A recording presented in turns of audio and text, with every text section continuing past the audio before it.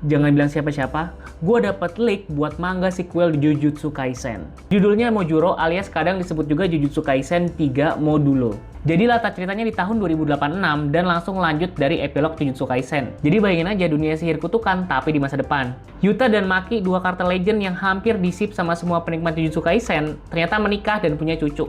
Mereka meninggalkan warisan kekuatan ke cucu-cucu mereka yaitu Yuka dan Tsurugi. Yuka punya basic curse energy manipulation yang unik dan suka menyerang pakai kuku kayak binatang. Sementara kakaknya Tsurugi itu lebih kuat dan punya heavenly restriction persis banget kayak Toji Fushiguro dan pakai pedang terkutuk. Yang bikin rumit adalah Tsurugi tuh pegang cincin yang dulu Yuta kasih ke Yuka, tapi Yuka tuh pengen cincin itu dibalikin. Cerita perjalanan mereka itu benar-benar dimulai saat menangani kasus anak-anak Jepang yang mulai diculik.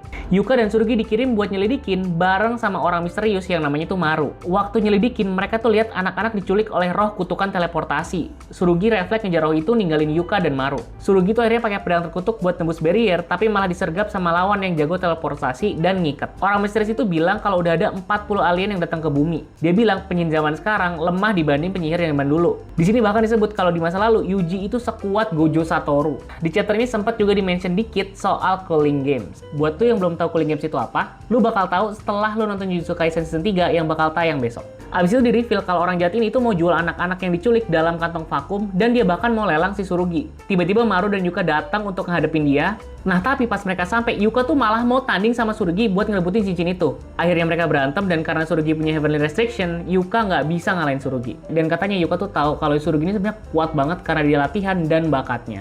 Sebenarnya masih banyak banget reveal dan twist di akhir ceritanya. Tapi gue nggak mau ngasih tau ke lu, karena gue pengen lu nikmatin sendiri pas baca manganya. Dan kalau gue pikir-pikir, dunia di mana sorcerer yang nyatu sama alien itu mirip banget sama dunia Dandadan.